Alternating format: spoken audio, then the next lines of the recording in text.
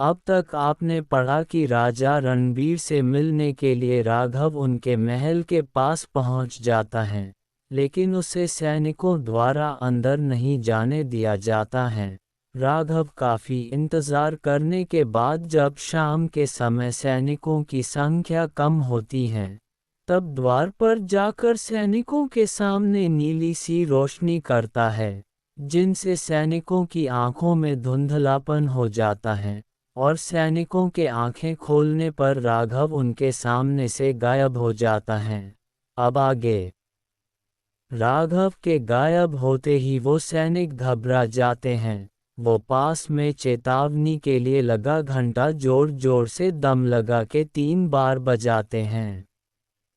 3 बार घंटे के बजते ही महल की सुरक्षा में लगे सारे सैनिक सुरक्षा को चुस्त दुरुस्त कर देते हैं। सुरक्षा के तेज होने पर सेनापति राम सिंह जल्दी से द्वार पर आकर चेतावनी घंटा बजाने वाले सैनिकों से इसका कारण पूछता है।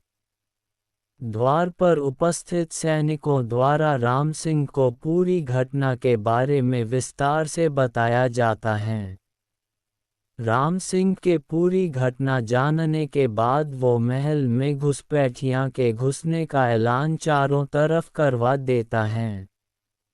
महल के चारों तरफ घुसपैठिए की तलाश चालू हो जाती है। महल के अंदर और बाहर चारों तरफ तलाश करने के बाद भी सैनिकों राघव कहीं भी नजर नहीं आता है। सैनिकों की 1 से 2 घंटों की खोजबीन और गहन तलाशी लेने के बाद भी राघव और उसके आस होने के बारे में किसी को भी पता नहीं लगता है।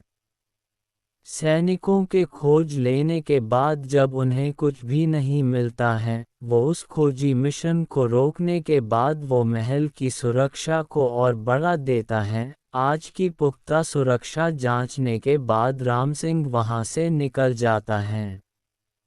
रात का समय हो गया। महल में रहने वाले अधिकतर लोग सो चुके थे, लेकिन राघव का महल और उसके आसपास कोई निशान नहीं था। सैनिकों द्वारा आपस में द्वार पर उपस्थित सैनिकों द्वारा राघव के बारे में बताई गई बातों के बारे चर्चाएं हो रही थी। आधी रात का समय हो गया था और सैनिकों ने मान लिया था कि राघव कोई हवा में कोई रोशनी करके गायब हो गया था।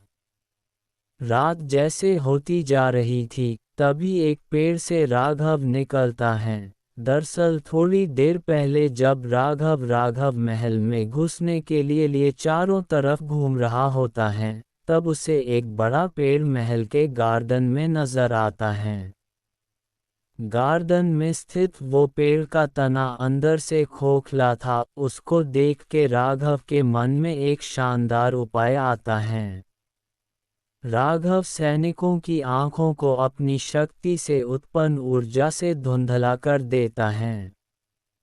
सैनिकों की आंखें धुंधली होने पर जल्दी से राघव अंदर घुस करके उस पेड़ के तने में घुसते ही थके होने के कारण नींद आ जाती है। जब उसकी नींद खुलती है तो उसे याद आता है कि वो जिस काम से आया था उसे जल्द ही करना होगा, क्योंकि आधी रात गुजर चुकी थी।